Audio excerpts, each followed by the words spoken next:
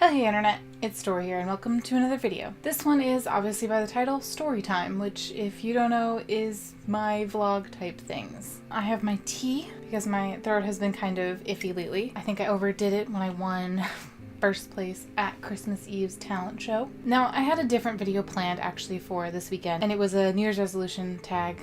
But one, I realized I don't really do New Year's resolutions and it's not really my thing. But also something has sort of been realized within my brain, and that is that doing videos, I love doing them, but there's a part of me that kind of has been struggling lately with filming and getting really like jazzed and the right amount of motivation and energy for a video that makes it enjoyable for both you and for me when I edit them. And then it sort of came to me that I need to confess some things. There are things that some people that watch these vlogs and my videos know about me because they know me in real life, but there are also things that I think I need to put out there and sort of to help me personally kind of deal with them, and I can tell right now that this is something that I need to do. And hopefully this video will inspire other people to not be afraid of who they are and the things that have occurred to them or parts of themselves that not many people know. So what I did is I made a list of 10 things, 10 confessions, and I'm just gonna do them. I'm gonna say them out loud. Some I might describe a little bit more, so I'm sorry if it gets kind of ranty. So chillax, have some tea or whatever beverage you want, and sit down and enjoy, I guess, sort of the story of my life. Quick disclaimer for this video that it will be triggering, and if you are triggered by mentions of rape and suicide and abusive and negative, lots of basically negative things, totally understand if you turn away now, and let's continue. Number 1, I have an abusive grandmother. I actually call her Satan. She lived with us when I was 12/13 for an entire year, and during that year she was emotionally and verbally abusive. She's a drunk.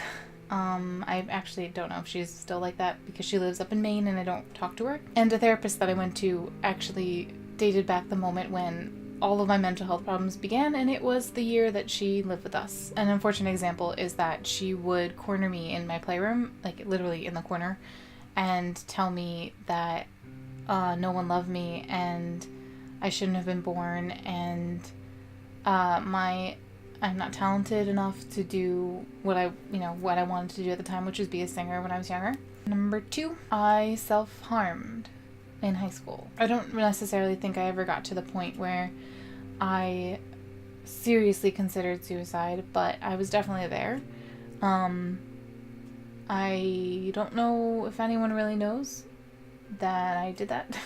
Number 2, my biological father left my mom and I when I was very young. I think it was possibly before kindergarten, but I remember that day very vividly when I found that out. I have not spoken to him at all since, or seen him since. Number 4, I did not get along with my stepdad. I mean, you always have those problems with your step parents, but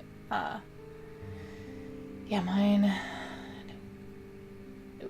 He actually passed away in 2014 or 15. I can't really remember. And I can't say that I ever really loved him. I don't even know how to put it into words, but what you should feel for someone who passes away, I didn't feel it. And I've never really been able to say that out loud because a lot of people are like, well, he was your stepfather and he raised you and you lived in his house and blah, blah, blah, blah, blah, blah. You can't force a feeling, and I never had that. Number 5, my first relationship was when I was, 16, and I was a junior in high school, and he was abusive, and not just verbally or mentally, but also physically. I was with him for a year and 3 months.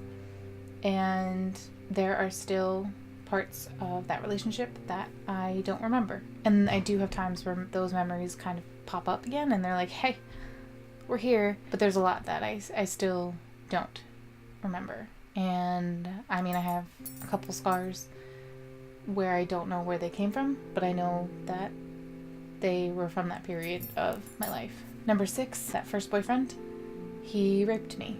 You know, at the time I didn't really understand that that's what was happening. I just kind of thought, I don't know, it didn't really sink in that that was what was happening. And I think at the time that was easier for me to think that way. And it wasn't until a couple, 2 or 3 years later that I really realized that rape was the word for it. I don't think I told anyone about that for another extra year. I didn't tell my mother until 1 year ago. Number 7, I am severely distant and distrusting of family for obvious reasons. One person in particular, aside from my grandmother, is my mother. And I don't know if I will ever be able to heal from that or get over that. I'm the type of person where if I am hurt or pushed beyond to a certain limit, I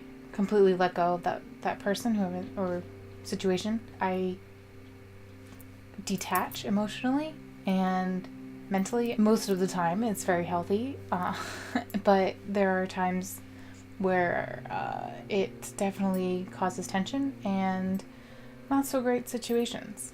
Number 8, which should be obvious by this point, I suffer from depression, but I also suffer from anxiety, and in specific, social anxiety. There are a lot of days where the idea of going out, even to the store really quick to get one thing that I know will take me about 10 minutes tops to be gone from the house, I can't do it. There was a period of time when I was unemployed where it was very bad to the point where I realized I needed to go to the doctor for it. And then the next week I got employed, and then I sort of pushed through it, which is a trait that I really used with both depression and anxiety, actually. I have never been medicated for either of those things. What works for me specifically was therapy, and being able to talk to someone so impartial to my life and have that feedback has really been the most beneficial for me. But so far, my strategy that has worked of me pushing through, because that was really the only option that I felt like I had. And I think it's definitely made me a stronger person and a wiser person. Number 9, emotions terrify me. And actually it hasn't been until recently, within the past maybe year and a half, where I felt comfortable showing any emotion to anyone. There were periods of years where I didn't cry in front of anyone ever. Obviously that's very difficult to maintain, and eventually I broke down. Emotions are very raw and vulnerable for me, and sharing that part of me with people was very difficult to do and very scary. And it took me a while to really accept and believe that it was okay for me to say to my friend that I love them, and show that love. And number 10 is a cheerful one, because I felt like I should probably have something happy in these confessions. And it is something that most people don't really know about me, but I am a huge hopeless romantic. I love love, and I really want that love that just all the stories and movies are about. To have that person, that connection with someone is really special, and I want to have that, and I want to have that long-term, all the way love. So this has been my story time confessions vlog. This is pre-editing me. Pretty nervous about this. I'm really excited and to share this with those who ever watch it, and hopefully this will push me to a happier place where I feel free enough to do whatever it is that I want with videos. I mean, it's my channel. I should be able to do whatever I want and not be afraid to share the not so cheerful scripted side of myself. And if you have made it to the end of this video, thank you for watching. You are a wonderful human being for sticking through it all. Be sure to hit that subscribe button, because I put up videos every weekend. Keep on shining, storytellers.